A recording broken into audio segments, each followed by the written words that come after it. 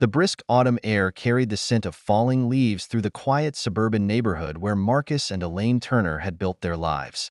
Their modest two-story home sat nestled among a row of maple trees that lined the street.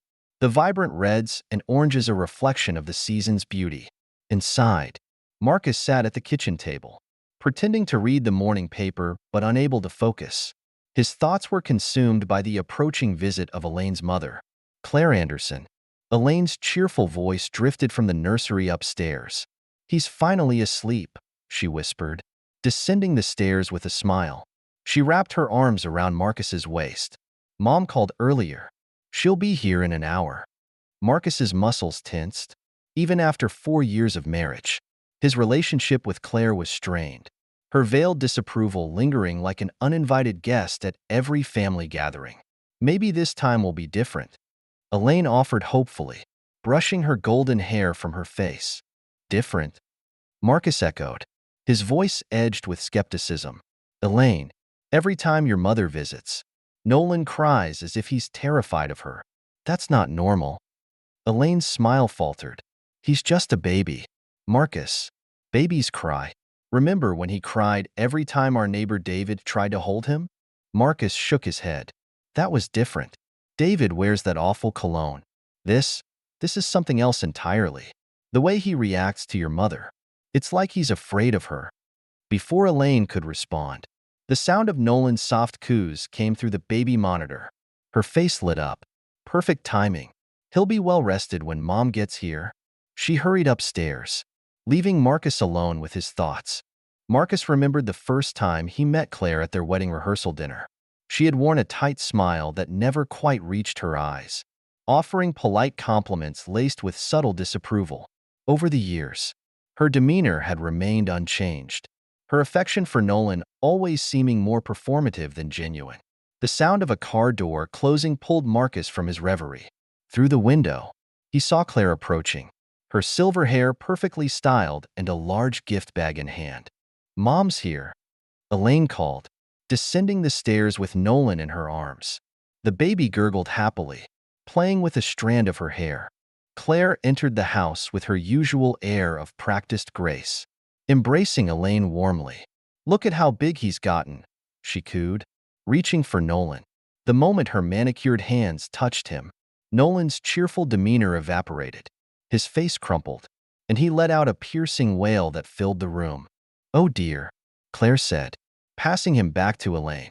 "Still not warming up to Grandma." "I see." Marcus stepped forward, taking Nolan into his arms. The baby's cries subsided almost instantly, his tiny fingers clutching Marcus's shirt.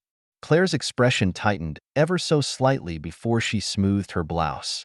"Some children are just particular about who holds them," she remarked, her tone pointed. Marcus kept his face neutral, unwilling to escalate the tension. "I'll take him upstairs," he said. "You two catch up." As Marcus carried Nolan to the nursery, he couldn't ignore the feeling that something was deeply wrong. The baby's earlier distress lingered in his mind like a shadow. He heard Claire's voice wafting up from the kitchen. "Perhaps he's just overly sensitive. It runs in some families. You know." Later that evening, after Claire had left, Marcus stood in the nursery, watching Nolan sleep. The soft glow of the nightlight illuminated the room's walls, adorned with colorful animal decals. Elaine appeared in the doorway, her face etched with fatigue. "We need to talk about today," Marcus began, his voice low. Elaine sighed. "Not tonight, Marcus. Mom's trying her best. She wants to be involved in Nolan's life." "Does she?" Marcus countered. "Because what I saw today wasn't love or affection. It was indifference. Maybe even hostility." Elaine's eyes filled with tears. "Are you saying my mother is hurting our son? That's absurd. She loves him." "Does she?" Marcus repeated. "Elaine, I've never seen her show real warmth toward him.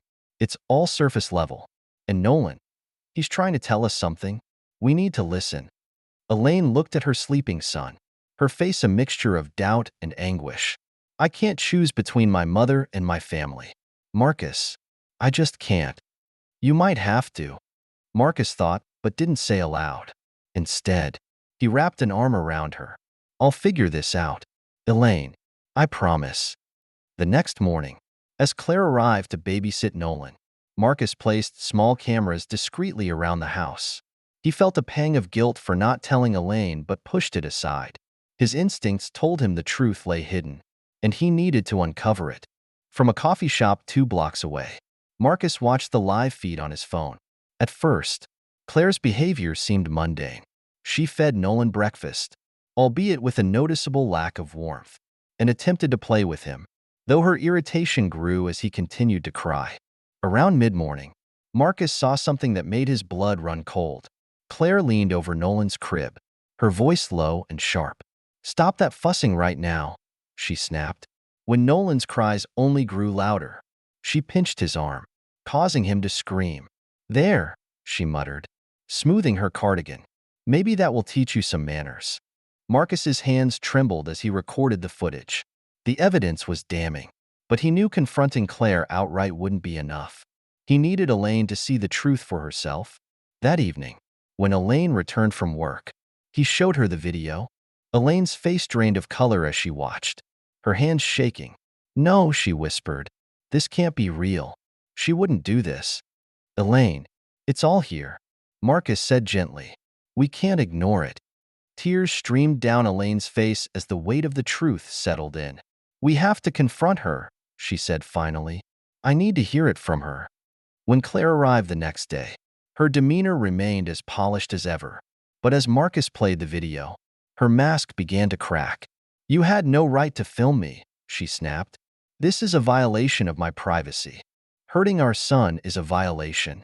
Elaine retorted, her voice trembling. "How could you do this, Mom? How could you hurt Nolan?" Claire's defenses crumbled, her carefully curated persona falling away. I was trying to help," she stammered. "He needs discipline. He's too sensitive. Just like him." Her eyes darted toward Marcus. Elaine's voice rose with fury. "This isn't about Marcus. This is about you and your prejudice. Your need to control everything. You're not welcome here anymore." "Mom, I'm done." As Claire left, her parting words echoed with bitterness. "You'll regret this, Elaine. Mark my words." The following weeks were a whirlwind of police reports, restraining orders, and therapy sessions. Elaine struggled with guilt and grief, but Marcus stood by her, their bond strengthened by their shared determination to protect Nolan. Over time, the Turners rebuilt their lives, creating a home filled with love and acceptance. Their journey was far from easy, but it was necessary. The wounds Claire inflicted would heal, replaced by the strength and resilience of a family united against prejudice.